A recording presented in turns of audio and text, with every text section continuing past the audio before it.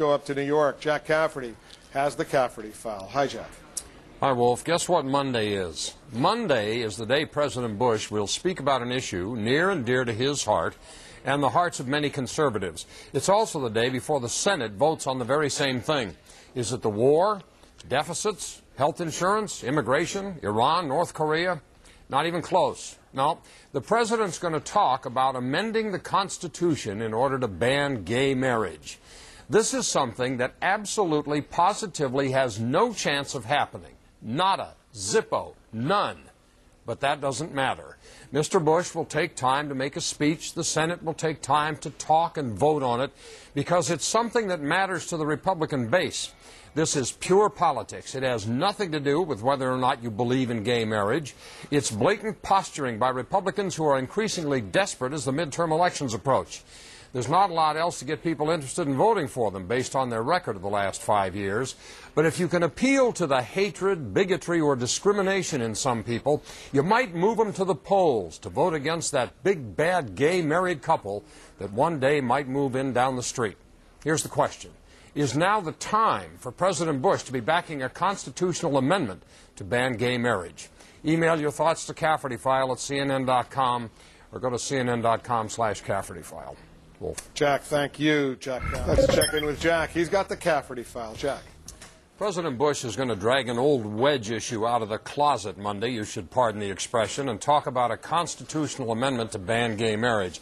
The question we ask is this the time to be doing that? Michael in Superior, Wisconsin, of course now's the time for President Bush to back the ban on gay marriages. Iraq's secure, so are our borders. The government's prepared for hurricane season. No rogue nations are trying to develop nuclear weapons. Gas prices are stable. Personal income far outpaces inflation, and we're enjoying a time of peace and prosperity. Obviously, there's nothing else he needs to concentrate on right now. Joseph in Oceanside, California. I'm a gay man in a domestic partnership.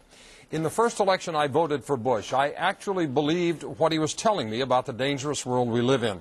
I have never regretted a vote so much in my life. Now he uses hate, ignorance, and bigotry because his administration and party are like the Titanic. Sorry, President Bush, but your ship is going under, and I hope there are no survivors. Patty in Russell Springs, Kentucky. Jack, wasn't an amendment to ban gay marriage one of President Bush's campaign promises?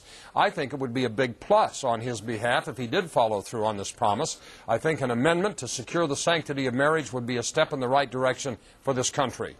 Al writes, I only wish the religious right would finally realize how they have been used. And how cynical is that? Masking anti-gay phobia as religion. Jesus spoke often of the poor and hungry and of tolerance. Helena in Pacific Palisades, California. Thank you for putting this issue front and center.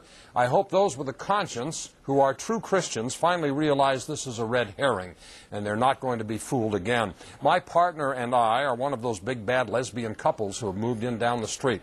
But quite frankly, those who would be motivated to go to the polls over this issue don't deserve our presence on their block.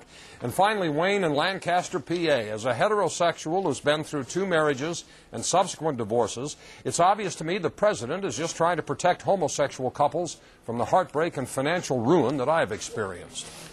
Wolf. Thank you, Jack. Have a great weekend.